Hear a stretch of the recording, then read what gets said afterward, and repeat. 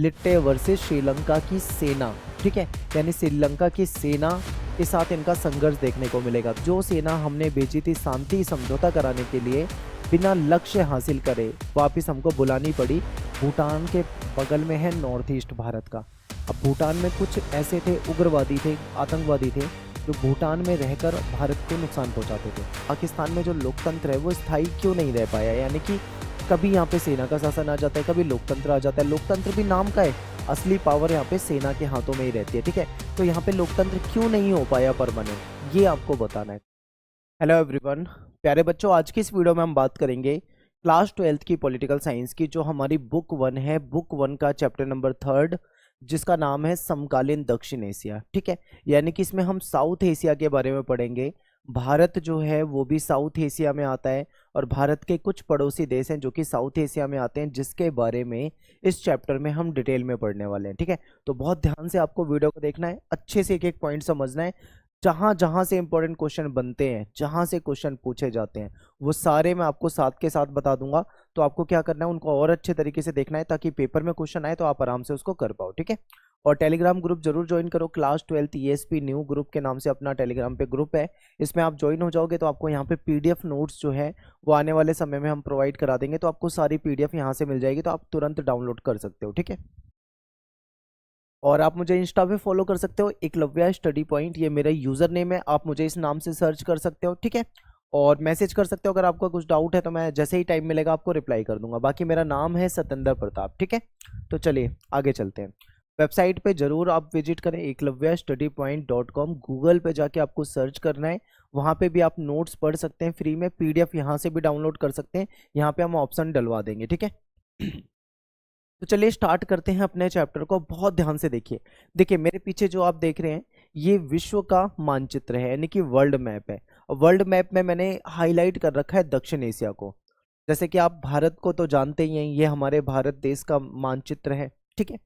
और हमारे जो पड़ोसी देश हैं, जैसे पाकिस्तान हो जाता है इधर, नेपाल हो जाएगा, भूटान हो जाएगा, ठीक है, म्यांमार हो जाएगा, यहाँ पे आपको श्रीलंका दिखेगा, ठीक है, मालदीव वगैरह, ये सब क्या है, हमारे पड़ोसी देश हैं। ये सारे के सारे दक्षिण एशिया में आते हैं। यानी कि इस चैप्टर के अंदर हमको इन देशों के बारे में पढ़ना है, ठीक है। इन देशों के बारे में पढ़ना है जो कि दक्षिण एशिया के महत्वपूर्ण देश हैं, ठीक है। चाइना इसमें नहीं आता, आपको ये भी याद रखना है।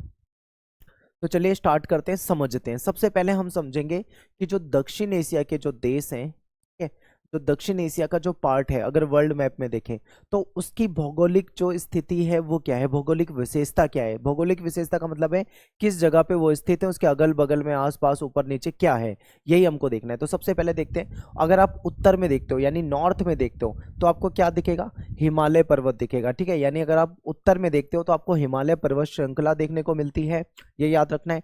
दक्षिण में आते हो, दक्षिण मतलब नीचे की साइड आते हो, जब आप नीचे आओगे तो आपको यहाँ पे हिंद महासागर दिखेगा, ठीक है। दक्षिण की बात करें तो हिंद महासागर है। पूर्व की तरफ चलते हो अगर आप, तो आपको यहाँ पे बंगाल की खाड़ी दिखाई दे रही है, यानी पूर्व में बंगाल की खाड़ी है। पश्चिम की तरफ आते हो तो आपको अरेबियन सी यानी कि अरब सागर देखने को मिलता है, ठीक है। तो ये इसकी जो भौगोलिक स्थिति है वो इस प्रकार से है। उत्तर में आपको हिमालय पर्वत श्रृंखला देखने को मिलेगी, दक्षिण में हिंद महासागर देखने को मिलेगा, पूर्व में जाते हो तो बंगाल की खाड़ी दिखती है, पश्चिम में जाते हो तो आपको अरब सागर दिखता है। तो ये क्या है, इसकी भौगोलिक विशेषता है, ठीक है। आगे चलते हैं। अब थोड़ा सा ये समझ लेते हैं कि ये जो दक्षिण एशिया हम बार बार बोल रहे हैं, तो आखिर दक्षिण एशिया में कौन कौन से देश आते हैं। क्या केवल भारत ही दक्षिण एशिया का पार्ट है या और भी देश हैं, ठीक है। तो देखिए दक्षिण एशिया में बहुत सारे देश हैं, जैसे कि मालदीव भी दक्षिण एशिया में आता है, भारत भी आता है, पाकिस्तान भी आता है, नेपाल भी आता है, बांग्लादेश भी आता है, श्रीलंका भी आता है, भूटान भी आता है। ये सारे देश जो आप देख रहे हो ये सब दक्षिण एशिया में आते हैं, दक्षिण एशिया का ये पार्ट है, ठीक है। नेक्स्ट बात करते हैं आगे कि दक्षिण एशिया के देशों की मुख्य समस्या क्या है, यानी जो दक्षिण एशिया के देश हैं इनके सामने मुख्य समस्या क्या है, इसको देख लेते हैं। तो दक्षिण एशिया जो है ना एक संवेदनशील इलाका है, क्योंकि इसमें जो भी देश आते हैं इनके बीच में आपस में कहीं ना कहीं बनती नहीं है, कुछ ना कुछ चीजों को लेकर इनके बीच में विवाद रहता है, ठीक है। तो देखते हैं, दक्षिण एशिया जो है वो संघर्षों वाला क्षेत्र है, क्योंकि दक्षिण एशिया के देश जो है, चाहे भारत पाकिस्तान हो जाए, भारत का बांग्लादेश के साथ हो जाए, बांग्लादेश का पाकिस्तान के साथ हो जाए, भारत का नेपाल के साथ हो जाए, या इन देशों में ना कहीं आप देखोगे संघर्ष देखने को मिलता ही है। आपस में नहीं बनती है, कई मामलों में इनके बीच में विवाद रहता है। ठीक है, आगे चलते हैं, नेक्स्ट पॉइंट देखिए। दक्षिण एशिया के देश जो है इनके बीच में सीमा विवाद है, खासकर भारत पाकिस्तान के बीच में देख लें। ठीक है, तो यहाँ पे भी आपको सीमा विवाद देखने को मिलता है। फिर नेक्स्ट है कि दक्षिण एशिया के देशों के बीच में नदी जल विवाद है। ठीक है, चाहे वो गंगा ब्रह्मपुत्र को लेकर भारत और बांग्लादेश के बीच में हो, या सिंधु को लेकर दक्षिण एशिया में भारत और पाकिस्तान के बीच में हो। ठीक है, कहीं ना कहीं आपको जल विवाद भी देखने को मिलेगा। फिर दक्षिण एशिया के कुछ देश जो है यहाँ पे जातीय संघर्ष है। कुछ देश का मतलब यहाँ पे खासकर श्रीलंका से है। आगे आप डिटेल में पढ़ोगे कि श्रीलंका में आपको जातीय संघर्ष देखने को मिलता है। एक तरफ सिंगली लोग हैं, दूसरी तरफ तमिल लोग हैं, इनके बीच में देखने को मिलता है। तो इस प्रकार से हम कह सकते हैं कि दक्षिण एशिया जो है संवेदनशील इलाका है, यानी कि सेंसिटिव है। यहाँ पे क्या होता है, कब किसके बीच में क्या हो जाए कुछ पता नहीं रहता। कई बार संघर्ष देखने को मिलता है, युद्ध जैसी स्थिति देखने को मिलती है। तो इसलिए कह सकते हैं कि दक्षिण एशिया का देश दक्षिण एशिया के देश जो है ये संवेदनशील है, कहीं ना कहीं इनके आपस में नहीं बनती है। ठीक है, यही इनके लिए मुख्य समस्या है। अगला है कि दक्षिण एशिया के देशों में राजनीतिक व्यवस्था कैसी है, यानी कि इन देशों में कैसा शासन है, किस प्रकार की शासन प्रणाली है। ठीक है, इसको समझते हैं। तो सबसे पहले यहाँ पे हम बात करेंगे भारत और श्रीलंका की। भारत और श्रीलंका ऐसे देश हैं जब से ये आज़ाद हुए हैं तब से लेके आज तक यहाँ पर क्या है, सफलतापूर्वक लोकतंत्र कायम है। ठीक है, तो भारत कब आज़ाद हुआ था? भारत 1947 में आज़ाद हुआ था, श्रीलंका 1948 में आज़ाद हुआ था। जब से ये दोनों देश आज़ाद हुए तब से यहाँ पे आज तक क्या है, लोकतांत्रिक सरकार देखने को मिलती है, लोकतंत्र स्थापित है। ठीक है, आप ये बातें बता सकते हो, पेपर में आता है तो। अगला है नेपाल। नेपाल कैसा देश है? नेपाल एक ऐसा देश है जो जहाँ पे पहले राजा का शासन होता था, यानी कि राजतंत्र होता था, लेकिन बाद में धीरे धीरे यहाँ पे संवैधानिक लोकतंत्र आया। ठीक है, पहले क्या था, राजा का शासन था, लेकिन अब राजा का शासन यहाँ पे खत्म हो गया और संवैधानिक लोकतंत्र आ गया है। तो इस प्रकार से आप नेपाल के बारे में बता सकते हो। यहाँ तो मैं आपको शॉर्ट में बता रहा हूँ। ठीक है, आगे हम एक एक करके नेपाल के बारे में, श्रीलंका के बारे में, ठीक है, सबके बारे में हम बहुत डिटेल में पढ़ने वाले हैं। अभी बस आप थोड़ा थोड़ा समझते चलो। फिर बात करते हैं पाकिस्तान और बांग्लादेश में कैसा शासन है। तो देखो, पाकिस्तान और बांग्लादेश जो है यहाँ पे दोनों तरह का शासन रहता है, यानी यहाँ पे आपको कभी सेना का शासन भी देखने को मिलता है तो कभी लोकतांत्रिक शासन भी देखने को मिलता है। ठीक है, दोनों प्रकार के शासन यहाँ पे आपको देखने को मिलते हैं। नेक्स्ट है भूटान। भूटान में कैसा शासन है? तो भूटान में बहुदलीय लोकतंत्र है। ठीक है, यानी यहाँ पे भी पहले राजतंत्र होता था, राजा का ही शासन होता था, लेकिन अब धीरे धीरे यहाँ पे बहुदलीय लोकतंत्र आ गया है। यानी कि लोकतंत्र तो है लेकिन बहुदलीय, बहुदलीय का मतलब है एक से अधिक पार्टियां यहाँ पे अस्तित्व में हैं। ठीक है, आगे चलते हैं, मालदीव की बात कर लेते हैं। मालदीव क्या है? एक छोटा सा द्वीपीय देश है, यानी हर तरफ से आपको समुद्र से घिरा हुआ देखने को मिलता है। छोटा सा देश है, द्वीपीय देश है, और ये एक सल्तनत होता था पहले। ठीक है, किसी की सल्तनत हुआ करता था, बाद में ये एक रिपब्लिक बनता है और यहाँ पे अध्यक्षात्मक जो प्रणाली है इसको अपनाया गया था। तो शासन की जो कई प्रणाली होती हैं, अर्ध अध्यक्षात्मक हो गया, अध्यक्षात्मक हो गया। ठीक है, तो इनके बारे में हमने क्लास 11th में पढ़ा है। अगर आपने क्लास 11th में मेरी वीडियो देखी है तो आप वहाँ जाके डिटेल में इसको पढ़ सकते हो। ठीक है, यहाँ पे बस आपको इतना याद रखना है, 1 मार्क्स में आता है कि कब तक सल्तनत था मालदीव, तो 1968 तक सल्तनत था। ठीक है, बाद में कैसा शासन आया? यहाँ पे अध्यक्षात्मक शासन आया। ठीक है, बस इतना याद रखना है, आपके एमसीक्यू में पूछा जाता है। अब मैं आपको जो बता रहा हूँ ना, आप इसके बगल में लिख लो मोस्ट इंपोर्टेंट क्वेश्चन। मैं क्यों कह रहा हूँ इसको मोस्ट इंपोर्टेंट क्वेश्चन? क्योंकि पेपर में ना ये क्वेश्चन बहुत ज़्यादा पूछा जाता है और कई बार ये आया हुआ है। अगर आप प्रीवियस ईयर के क्वेश्चन पेपर को उठा के देखोगे तो आपको कई बार ये देखने को मिलता है। ठीक है, अब बात करते हैं कि पाकिस्तान में जो लोकतंत्र है वो स्थायी क्यों नहीं रह पाया, यानी कि कभी यहाँ पे सेना का शासन आ जाता है, कभी लोकतंत्र आ जाता है। लोकतंत्र भी नाम का है, असली पावर यहाँ पे सेना के हाथों में ही रहती है। ठीक है, तो यहाँ पे लोकतंत्र क्यों नहीं हो पाया परमानेंट, ये आपको बताना है। तो देखिए, इसके पीछे कई सारे रीजन है। रीजन क्या है? यहाँ पे सेना का दबदबा है। ठीक है, पाकिस्तान में आपको सेना का दबदबा दिखता है। फिर यहाँ पे जो धर्म गुरु हैं, इनके जो मौलाना वगैरह हैं, इनका भी यहाँ पे दबदबा देखने को मिलता है। फिर भूस्वामी अभिजन, यानी कि ऐसे लोग जिनके पास जमीन जो है बहुत बड़ी मात्रा में है, ठीक है, इनका यहाँ पे आपको दबदबा देखने को मिलता है। तो ये रीज़न है जिसके कारण क्या है, यहाँ पे लोकतंत्र स्थापित नहीं हो पाया। फिर आपको पता है भारत और पाकिस्तान के जो रिलेशन है वो कैसे रहते हैं, हमेशा तनावपूर्ण रिलेशन रहते हैं भारत और पाकिस्तान के। आज की डेट में जब मैं ये वीडियो बना रहा हूँ तो बहुत दुखद घटना हुई है कश्मीर के पहलगाम में। आतंकवादियों ने कहीं ना कहीं जो वहाँ के जो मासूम जो टूरिस्ट थे उनके साथ क्या करा है, उनको मार दिया है। तो इससे क्या पता लगता है कि, और उसमें से पता लगा है कि कुछ जो थे वो पाकिस्तानी थे। तो ये होता ही रहता है। तो भारत और पाकिस्तान के जो रिलेशन है वो कहीं ना कहीं अच्छे नहीं रहते हैं, इसलिए भी पाकिस्तान में सेना को ज़्यादा सपोर्ट मिलता है। ठीक है, तो सेना का शासन यहाँ पे रहता ही है। फिर तीसरा है कि यहाँ की जो राजनीतिक पार्टियां, पाकिस्तान की बात कर रहा हूँ, यहाँ की जो राजनीतिक पार्टियां बहुत ज़्यादा भ्रष्ट है। आपको लगता होगा कि भारत के भी तो नेता भ्रष्ट है, भारत की भी तो पार्टियां भ्रष्ट है। तो भाई भारत में भी है, लेकिन इनके यहाँ पे हमसे भी ज़्यादा बुरा हाल है, कि यानी कि यहाँ पे ज़्यादातर सारी पार्टियां जो है भ्रष्ट है, करप्ट है, करप्शन बहुत है यहाँ पे। फिर पाकिस्तान में लोकतांत्रिक शासन को चलाने के लिए इनको कोई इंटरनेशनल समर्थन भी प्राप्त नहीं हुआ, यानी कि बाहर से भी किसी ने कोई समर्थन नहीं दिया कि आप लोकतंत्र यहाँ पे स्थापित करो। और अमेरिका जैसे देश हो गए, या जो वेस्टर्न देश हो गए, पश्चिमी देश हो गए, इन्होंने अपने अपने स्वार्थ के लिए यहाँ पे सैनिक शासन को ही बढ़ावा दिया है पाकिस्तान में। तो ये भी एक रीजन हो जाएगा। ठीक है, अब मैंने यहाँ पे आपको कम से कम 4 से 5 रीजन बताएं, लेकिन पेपर में क्वेश्चन आएगा, अगर आएगा ये 6 नंबर में, तो आपसे केवल 3 ही पॉइंट पूछे जाते हैं। तो आपको कोई 3 पॉइंट बहुत अच्छे से याद कर लेना है। मैं इसलिए बता रहा हूँ बार बार कि ये बहुत इंपॉर्टेंट क्वेश्चन है, पेपर में पूछा जाता है। ठीक है, अब बात करते हैं कि भारत और पाकिस्तान जो है इनके बीच में विवाद किस बात को लेकर है।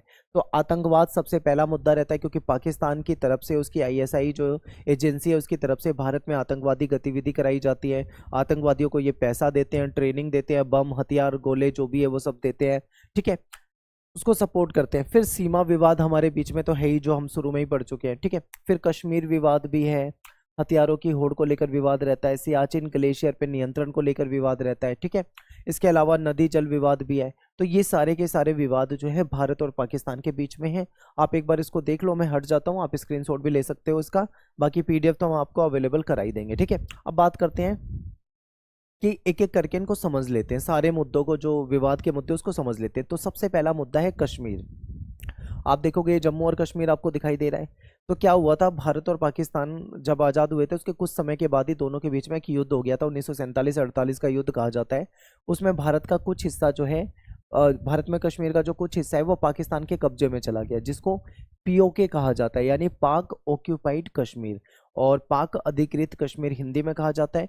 लेकिन जो पाकिस्तानी हैं वो इसको पाक ऑक्यूपाइड कश्मीर नहीं मानते, बल्कि उसको आज़ाद कश्मीर का नाम देते हैं वो। ठीक है, तो कश्मीर मुद्दा है दोनों के बीच में विवाद का, जो याद रखना है। तो कश्मीर हमेशा से भारत और पाकिस्तान के बीच में एक विवाद का मुद्दा रहा है। पाकिस्तान कश्मीर पे अपना दावा करता है, पाकिस्तान का कहना है कि कश्मीर उनका है।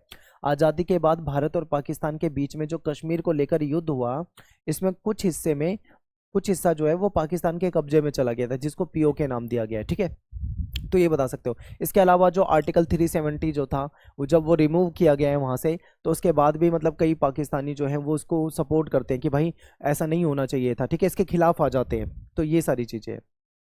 इसके बाद ये तो कश्मीर का मुद्दा हो गया। नेक्स्ट है आतंकवाद का मुद्दा। जब भी भारत पाकिस्तान के बीच में विवाद की बात आती है तो आपको ये वाला पॉइंट जरूर लिखना है, क्योंकि यहाँ ये हमेशा देखने को मिलता है।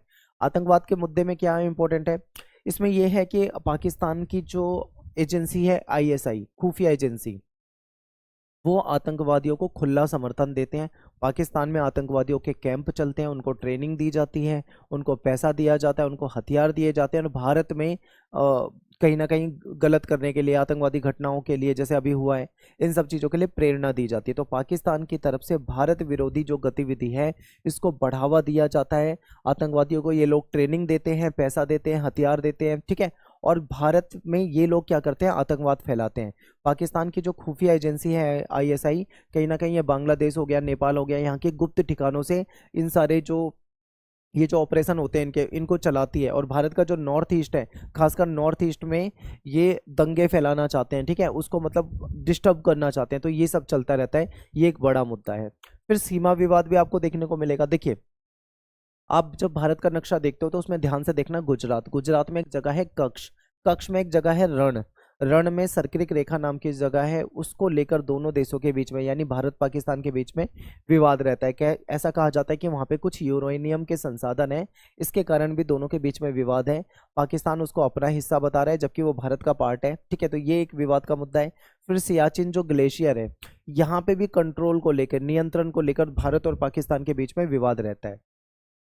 नेक्स्ट है हथियारों की होड़।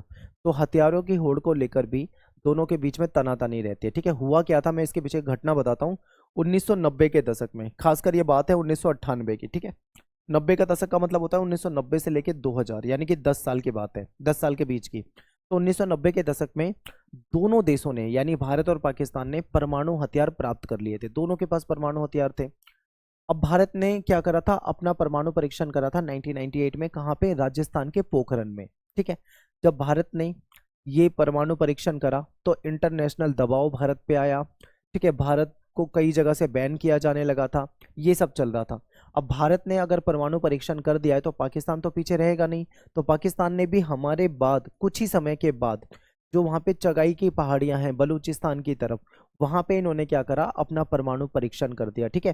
तो ये इस घटना के बाद दुनिया की नज़रों में भारत और पाकिस्तान आ गए, क्योंकि भारत और पाकिस्तान दो ऐसे देश हैं जिनकी आपस में नहीं बनती है, तनातनी रहती है, प्लस इन दोनों के पास परमाणु हथियार हैं, कहीं मान लो अगर ये एक दूसरे पे यूज करते तो तबाही मच सकती है, ठीक है। तो ये बातें सामने आई थी। इसके अलावा है नदी जल विवाद। आज की डेट में जब मैं ये वीडियो बना रहा हूँ, ठीक है, इसको ध्यान से समझना, पहले मैं आपको ये समझा देता हूँ फिर आगे बताता हूँ। देखो, भारत और पाकिस्तान के बीच में 1960 में एक संधि हुई थी जिसको कहा जाता है सिंधु नदी जल समझौता। 1960 में हुई थी, किसने कराया था, विश्व बैंक यानी कि वर्ल्ड बैंक ने करवाया था, और ये संधि आज तक ठीक ठाक चल रही है।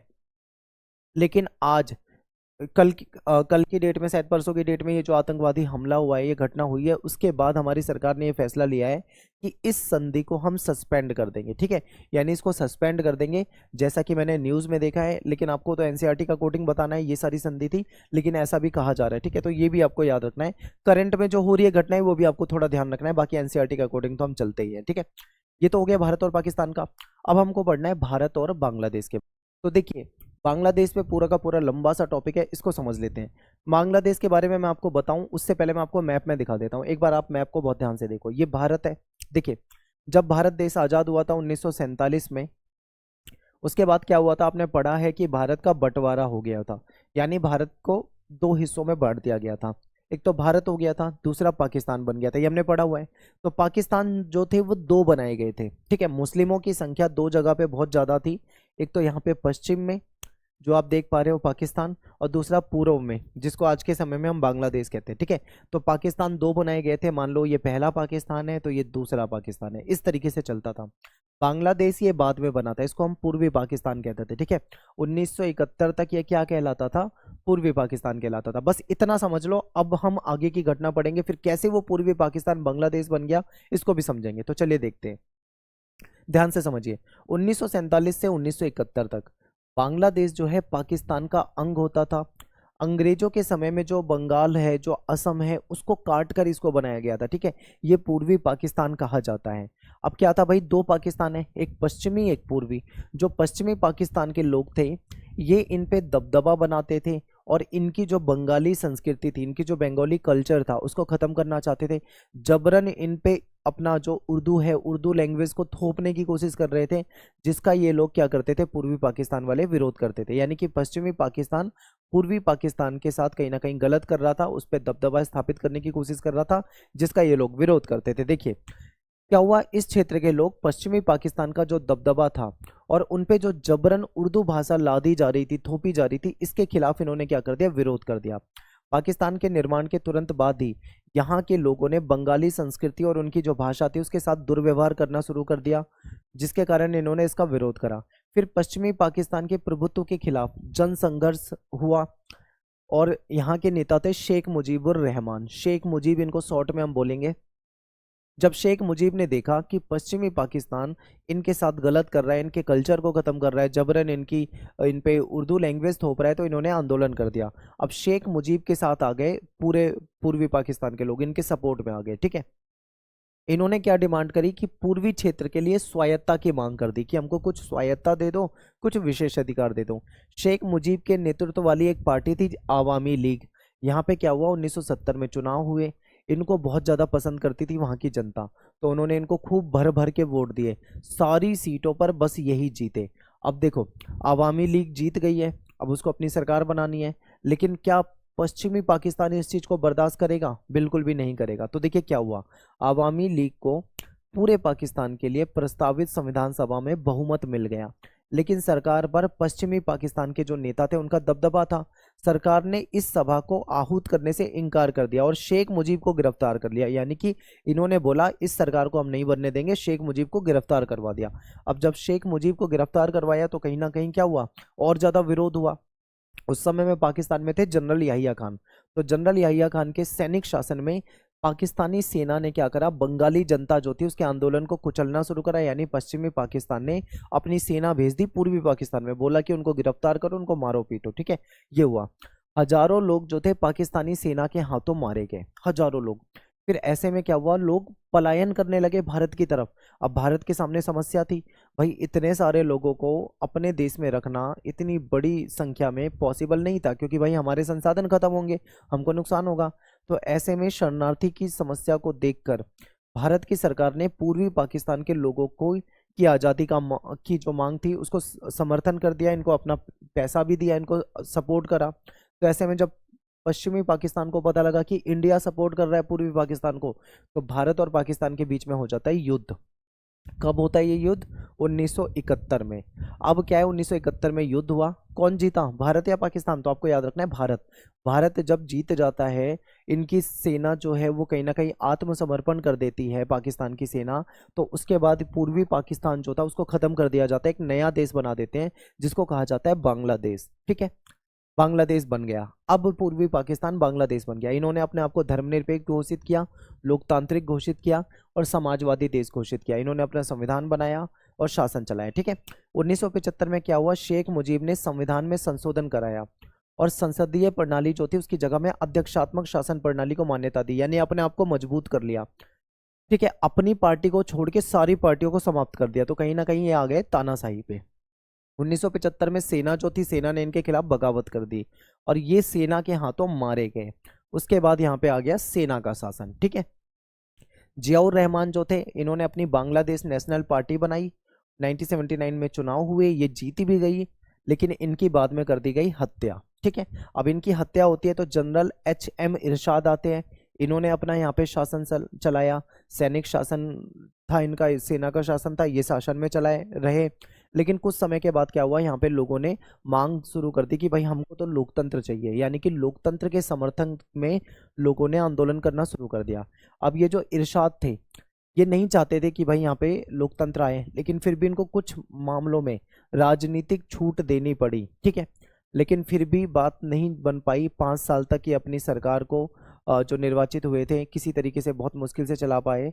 बहुत फिर इनको आंदोलन के सामने झुकना पड़ा और 1990 में इन्होंने मजबूर होकर, क्योंकि आंदोलन इनके खिलाफ बहुत बड़े लेवल पे हो गया था, इन्होंने मजबूर होकर अपना जो पद था उससे छोड़ दिया, इस्तीफा दे दिया, अपनी सीट को छोड़ दिया और 1991 में यहाँ पे फिर से चुनाव कराए गए। इसके बाद बांग्लादेश में बहुदलीय चुनाव पे आधारित प्रतिनिधित्व मूलक लोकतंत्र कायम हुआ, यानी फिर इसके यहाँ पे लोकतंत्र की सरकार आई और वो भी बहुदलीय, यानी कि जहाँ पे बहुत सारी पार्टियां चुनाव लड़ सकती हैं, इस तरीके का सिस्टम यहाँ पे चलता गया। तो इस प्रकार से जो पूर्वी पाकिस्तान था वो खत्म हुआ और बन क्या गया, बांग्लादेश। ठीक है, चलो ये तो हमने पूरी स्टोरी पढ़ ली, हालांकि हमें इतना ज़्यादा डीप में नहीं जाना था, लेकिन फिर भी हमने पढ़ लिया है। क्वेश्चन तो बस इतना सा आता है कि बताइए भारत और बांग्लादेश के बीच में 3 कोई ऐसे मुद्दे बता दो जिन पे सहमति है और 3 ऐसे मुद्दे बता दो जिन पे असहमति है। ठीक है, तो चलिए सबसे पहले हम वो मुद्दे जानते हैं जिसमें इनकी नहीं बनती है भारत और बांग्लादेश की। तो इसमें एक मुद्दा है गंगा और ब्रह्मपुत्र के जल बंटवारे को लेकर विवाद। ठीक है, ये जो नदी जल बंटवारा है इसको लेकर दोनों के बीच में विवाद है, नहीं बनती है। फिर दूसरा क्या है, भारत में आपको पता है इलीगल रूप से बांग्लादेशी जो हैं, बांग्लादेशी खासकर मुसलमान, बांग्लादेशी मुसलमान करोड़ों की संख्या में भारत में रहते हैं। कई जगह पे दंगे वगैरह होते हैं, उनमें उनका नाम आता है, लेकिन बांग्लादेश जो है उसको मना करता है, कहता है कि नहीं, हमारे यहाँ के लोग वहाँ पे नहीं बसे हुए हैं। तो ये जो है ये एक मुद्दा है दोनों के बीच में विवाद का। फिर भारत को जो प्राकृतिक गैस का निर्यात नहीं करने दे रहा है, ये एक समस्या है। फिर भारत विरोधी गतिविधि जो है वहाँ पे, जो कट्टर इस्लामी जमात है बांग्लादेश के अंदर, आपने देखा होगा कि बांग्लादेश में कैसे हिंदुओं के साथ गलत हुआ था, उनको मारा पीटा गया था। ठीक है, तो ये सब चीज़ें जो है वहाँ पे होती है, तो इसके कारण क्या है, दोनों के बीच में नहीं बनती है। ये तो असहमति के मुद्दे हैं। और किन बातों पर दोनों सहमत हैं इसको देख लेते हैं। तो हमने क्या करा है, भारत ने लुक ईस्ट की जो नीति है, यानी ईस्ट के देशों से जो हमारा व्यापार है उसमें कहीं ना कहीं हमने बांग्लादेश को शामिल कर रखा है, तो ये एक सहमति है। फिर एक्ट ईस्ट की नीति जो हमारी है उसमें भी हम बांग्लादेश को साथ लेकर चलते हैं। व्यापार दोनों के बीच में होता है, आपदा प्रबंधन पे दोनों देश सहयोग कर रहे हैं, ठीक है। तो ये सारे वो मुद्दे हैं जिस पे हमारी बन जाती है, ठीक है। तो यानी कि ये बांग्लादेश वाला टॉपिक हो गया। इसके बाद अगला टॉपिक जो है हमारा वो है श्रीलंका। नेक्स्ट टॉपिक हमारा श्रीलंका का है। श्रीलंका का जो मुद्दा है ना वो बिल्कुल अलग है। अभी तक हमने जो भारत पाकिस्तान बांग्लादेश पढ़ा उससे बिल्कुल डिफरेंट है, ठीक है। श्रीलंका आप देखोगे दक्षिण भारत में सबसे नीचे आपको छोटा सा देश दिखाई देता है, जो कि ये इसका कुछ ऐसा मैप है, ठीक है। अब देखते हैं कि यहाँ पे समस्या क्या है। तो श्रीलंका जो है, यहाँ पे जो श्रीलंका के मूल निवासी हैं, जो यहाँ के बहुसंख्यक लोग हैं, उनको कहा जाता है सिंगली, ठीक है। क्या कहा जाता है उनको? सिंगली कहा जाता है, ठीक है। लेकिन कुछ भारत के तमिल लोग भी वहां पे जाके बस गए हैं। तो यहाँ पे जो विवाद है ना वो है सिंगली लोगों का, यानी जो श्रीलंका के रहने वाले हैं सिंगली वर्सेस भारत के जो तमिल लोग वहाँ पे बस गए, इनके बीच में विवाद रहता है। तो श्रीलंका के जो सिंगली हैं बहुसंख्यक हैं, और वहाँ पे हमारे जो तमिल लोग जाके बसे हैं वो अल्पसंख्यक हैं। इनके बीच में क्या है? जातीय संघर्ष है। श्रीलंका में जो बहुसंख्यक समुदाय है यानी कि जो सिंगली लोग हैं, वो कहते हैं यार कि जो बाहर से आके बस गए हैं, भारत से आके बस गए हैं तमिल लोग, ये यहाँ पे नहीं रहने चाहिए, ठीक है। इनके खिलाफ ये लोग आवाज उठाते हैं। इनका ऐसा मानना है कि श्रीलंका हमारा है, हम तो श्रीलंका के हैं। ऐसे में जो ये बाहर से आके बसे हुए लोग हैं, इनके साथ कोई भी रियायत नहीं बरती जानी चाहिए, ठीक है। तमिलों के साथ इनका जो बर्ताव होता है वो अच्छा नहीं है, उपेक्षा भरा है, यानी इनको इग्नोर किया जाता है, इनके साथ कहीं ना कहीं गलत होता है, इसलिए इनके बीच में विवाद रहता है, ठीक है। उसके बाद क्या होता है? सन 1983 में, याद रखना 1983 में 1983 में क्या होता है? एक उग्र तमिल संगठन बनाया गया जिसका नाम है liberation tiger of Tamil Eelam, जिसको शॉर्ट में हम लिट्टे बोलते हैं। ये लिट्टे बाद में खत्म कर दिया गया, लेकिन ये क्यों बनाया गया था आपके दिमाग में क्वेश्चन आएगा, क्योंकि ये तमिलों का संगठन था। तमिलों के साथ वहां पे जो अत्याचार होता था उसके लिए ये संगठन बना था, और इस संगठन की लड़ाई होती थी, लिट्टे की लड़ाई आपको हमेशा देखने को मिलेगी, लिट्टे वर्सेस श्रीलंका की सेना, ठीक है। यानी श्रीलंका की सेना के साथ इनका संघर्ष देखने को मिलेगा। तो श्रीलंका की जो सेना है उसके साथ इनका संघर्ष देखने को मिलेगा, और इसने तमिलों के लिए अलग देश की मांग कर दी। इन्होंने बोला कि भाई श्रीलंका जो है यहाँ पे एक अलग देश बना दो, किसके लिए? तमिल लोगों के लिए। श्रीलंका के लोग इस चीज को नहीं मानते हैं, कहते हैं यार ये तो बाहर से आके बस गए हमारे देश में, और ये अब हमारे देश के टुकड़े कराना चाहते हैं, ठीक है, अलग देश की मांग कर रहे हैं, तो वो इस चीज को नहीं पसंद करते हैं। फिर 1987 में भारतीय सरकार जो थी उसने श्रीलंका के जो तमिल लोग थे उनके लिए कहीं ना कहीं वहां पे बात करी। क्यों? क्योंकि भाई देखो राजीव गांधी की सरकार थी, तमिलनाडु के तमिल लोग जो थे उन्होंने गांधी की सरकार पे दबाव डाला। इन्होंने बोला कि यार तुम तमिलों के लिए कुछ करते क्यों नहीं हो, हमारे तमिलों के लिए कुछ करते क्यों नहीं हो। तो इन्होंने बोला कोई बात नहीं, हम श्रीलंका से बात करते हैं। तो इन्होंने श्रीलंका से सीधा बात शुरू कर दी, किसके लिए? तमिलों के लिए। अब देखो क्या हुआ, भारत की सरकार ने श्रीलंका से एक समझौता किया। श्रीलंका सरकार और तमिलों के बीच रिश्ते सामान्य करने के लिए हमारी सेना को भेजा गया। अब देखो सेना जो थी लड़ाई करने नहीं गई थी, रिश्ते को सामान्य करने के लिए गई थी, ठीक है। आखिर में क्या हुआ, भारतीय सेना जो थी लिट्टे के साथ संघर्ष में फंस गई, संघर्ष हो गया, और भारतीय सेना की उपस्थिति को श्रीलंका की जनता ने कुछ खास समझा नहीं, ठीक है। उन्होंने उसको गलत ही मतलब निकाल लिया। अब देखो लिट्टे जो है तमिलों का संगठन है, और हमारी सेना गई है किस लिए? तमिलों के लिए, लेकिन लिट्टे हमारी सेना से ही लड़ गया।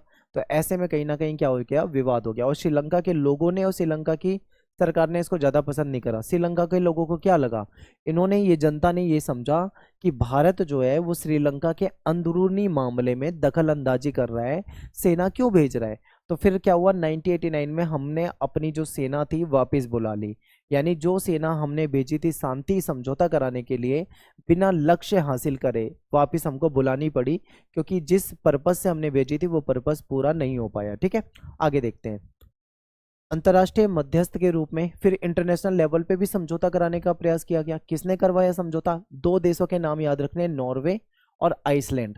इन दोनों के नाम आप लिख लो अपनी नोटबुक में, क्योंकि इन दोनों देशों ने क्या करा, इनके बीच में समझौता कराने का प्रयास करा, ठीक है। फिर बाद में क्या हुआ, अंत में ये जो संघर्ष था, जो लिट्टे और मतलब तमिल वाला, जो लिट्टे तमिल और जो सिंगली के बीच में संघर्ष था, वो खत्म हो गया। तो 2009 में इन्होंने क्या करा, लिट्टे को समाप्त कर दिया, क्योंकि इनकी बातचीत आपस में हो गई थी, समझौते हो गए थे, शांति समझौता हो चुका था, तो इन्होंने बोला ठीक है हम इसको खत्म करते हैं। तो इस तरीके से यहाँ पे ये सब चला। अब देखो, श्रीलंका में जातीय संघर्ष बहुत ज्यादा है, लेकिन इसके बाद भी इसने बहुत तेजी से प्रगति करी, उन्नति करी, विकास किया। जनसंख्या, आपको पता है जनसंख्या वृद्धि कितनी है, तो इसने सबसे पहले अपनी जनसंख्या को कंट्रोल किया श्रीलंका ने, ठीक है।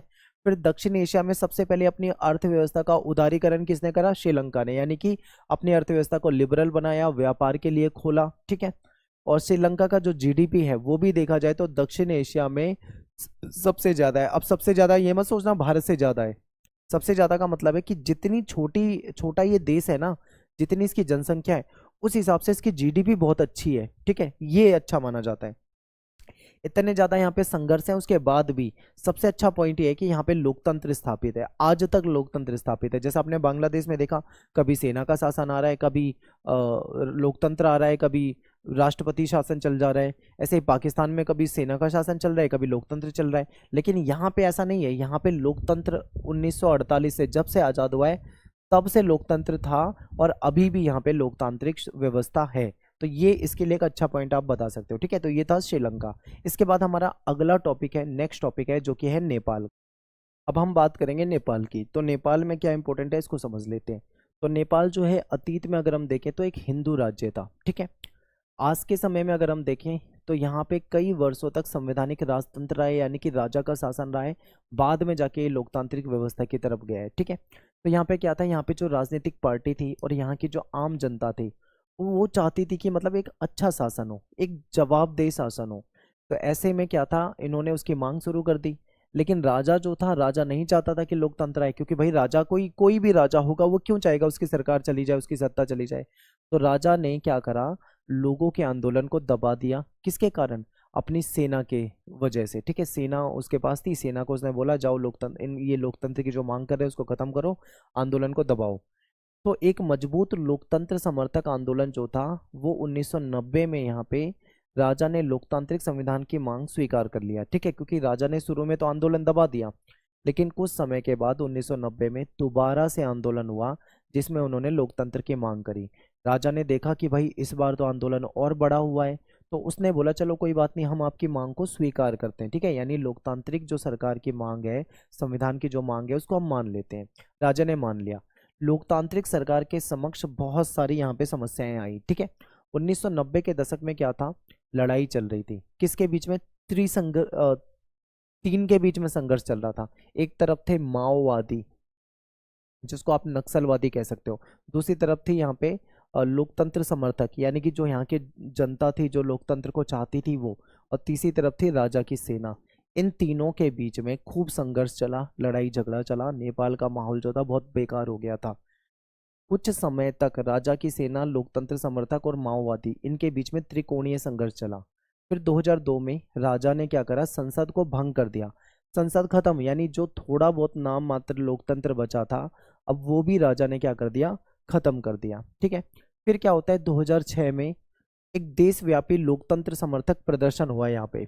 इसके परिणाम स्वरूप राजा जो थे, राजा ज्ञानेंद्र, इन्होंने क्या करा, संसद को वापस से बहाल करा। इन्होंने सोचा कि भाई सब कुछ बिगड़ गया था, वापस से ठीक करते हैं, तो इन्होंने संसद को 2006 में बहाल कर दिया।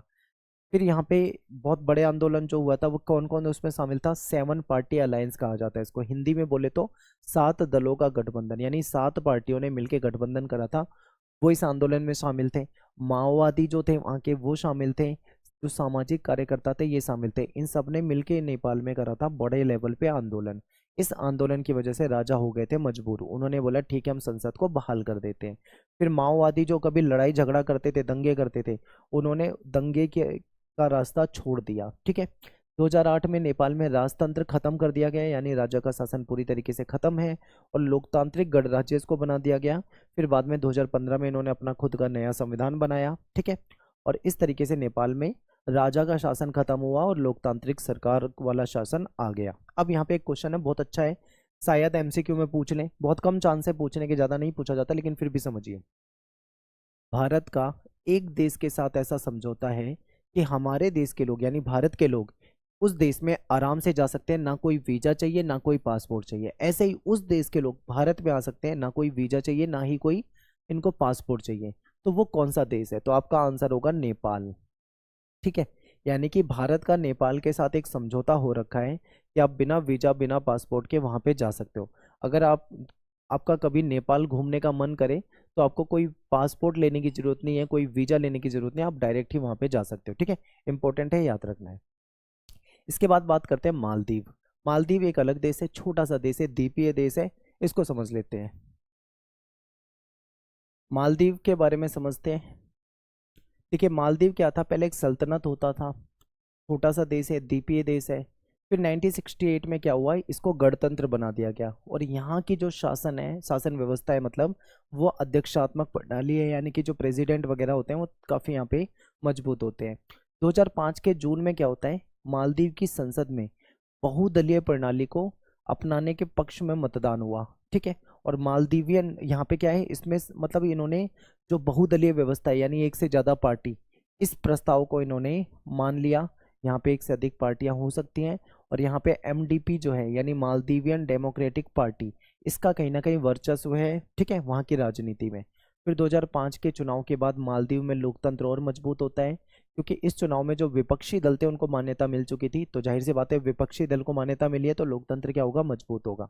फिर मालदीव के साथ भारत के अगर संबंध देखें तो ठीक ठाक ही हैं। कुछ मामलों में कभी कभी संबंध बिगड़ जाते हैं, तो कुछ मामलों में ठीक भी है। एक बार क्या होता है, 1988 में श्रीलंका से कुछ भाड़े के तमिल सैनिक जो थे वो यहाँ पे आ जाते हैं, हमला कर देते हैं। तो मालदीव को जब पता लगता है, मालदीव तुरंत भारत से मदद मांगता है।